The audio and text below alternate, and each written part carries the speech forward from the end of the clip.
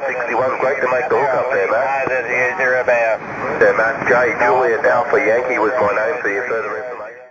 Hi, this is CBRadioMagazine.com, and we got a classic radio come across our desk today, so I know everyone's stuck at home with the current situation, and we thought we'd do a quick video just to show you guys something different. This is a Cobra 138 XLR. You don't see a whole lot of these anymore. You may see one on eBay occasionally or at a garage sale. These were super popular radios. There was a ton of these made at the time. They were modifiable for extra frequencies, and this is also about the time when 40 channels was just becoming more popular and kind of the heyday of CB. So these were best sellers at the time. They are really good talking radios in terms of the audio output, and not a huge amount of wattage. They only do about 12 watts. You could try and tune them up more, but no really need to. They sound good on single sideband and on AM. I'll walk you through the features real quick on it. This is Dynamic, which is microphone gain in Cobra speak. This is the volume on-off control, and it's a little scratchy on this when I first got it, so it still needs a little bit of cleaning. I haven't gone through this radio whole lot, but yeah, some of the old pots on these, they'll start to get a little scratchy. You may turn it on, it doesn't turn on right away, and you may have to take these off and clean them. Squelch, RF gain, AM, upper sideband, lower sideband, no FM. This is just a stock CB. This was approved, FCC approved, so voice lock, that's your clarifier in Cobra Talk. So that's your clarifier for clarifying in stations on sideband.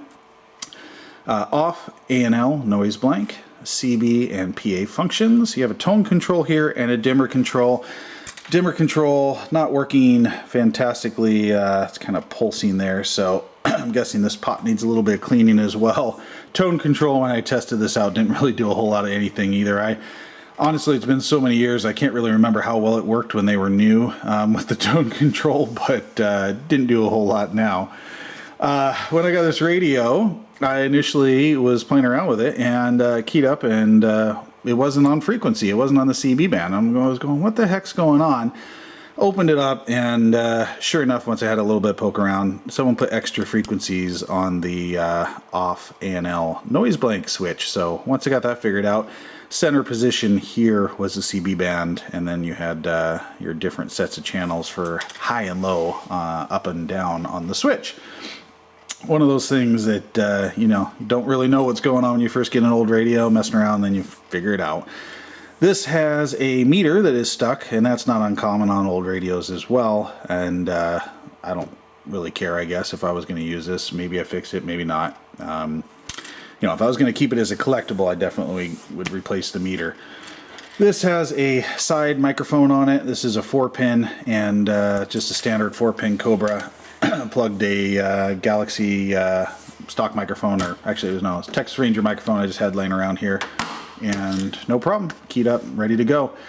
A couple on-air reports I got right away was that first of all, audio sounded fantastic on it, and that's with the stock microphone.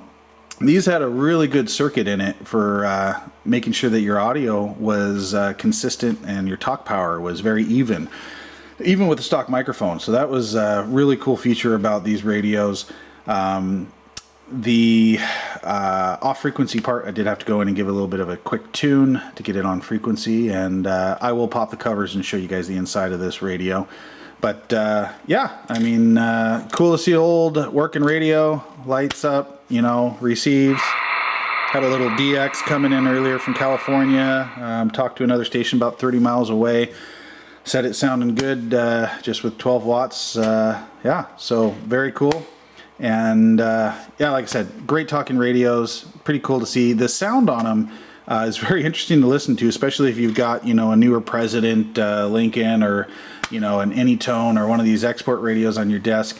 And then you pull out something like this and you put it up there and you listen to them, and they kind of have that cool, old, rich tone to it. I don't know how to describe it, but it sounds a little more real. The voices just sound a little more natural on some of these older radios than they do on the new ones. And it's the same reason guys get these old stereo systems and you know, prefer some old tube stereo system to some of the new ones. Same reason people like records, that kind of stuff. And yeah, just one of those things, but kind of cool. Definitely had a really cool sound to it. So let me show you the covers in the back and then show you the inside. Okay, here's the top of the case, and I'll try to stay out of the light as much as possible here. Little rust, little scratches, and this is your 4-pin connector. These were your mounting screws for your bracket. These are your case screws. There's 2 screws on either side, the case on this radio, to hold it together. Bottom, your speaker here, and you don't see this that often. It's like a vented almost, the way that it's cut. It's kind of weird. Most speakers nowadays are punched.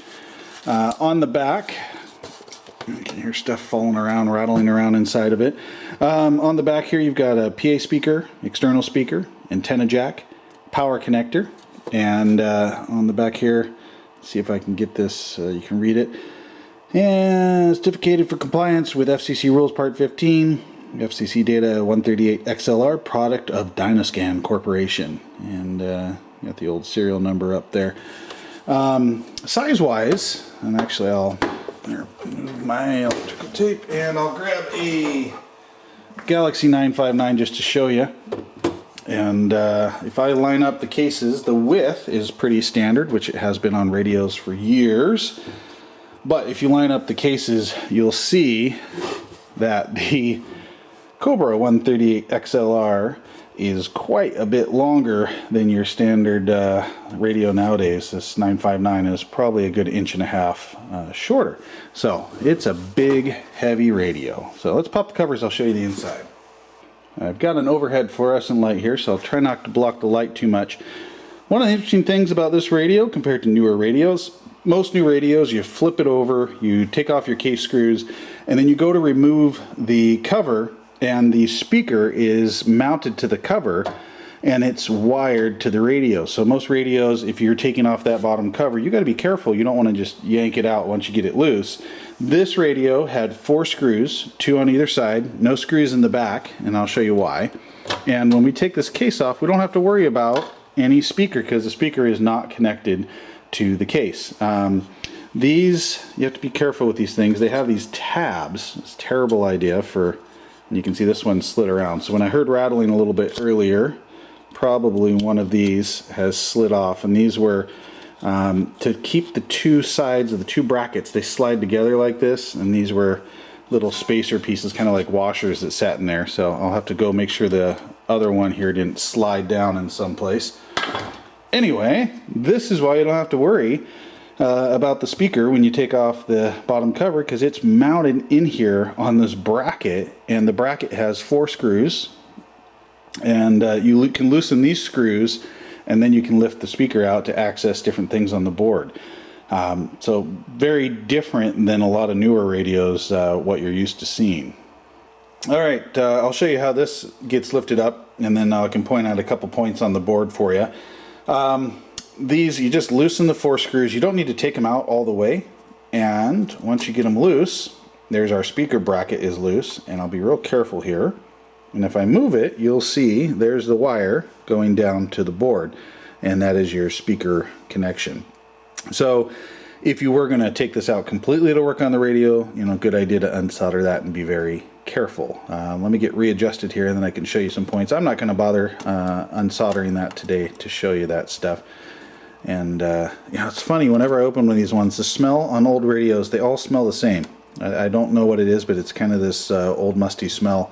But all old radios smell the same. When you've seen enough of them, you're always like, yeah, that's that old Cobra or old Uniden smell. So anyway, I'll show you the board here. Okay, this is the front of the radio, and first thing I'll show you guys is kind of interesting.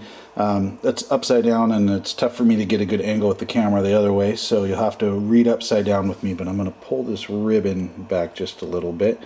And if you guys look at that chip there, there's that D858, which was very popular for making extra frequency modifications.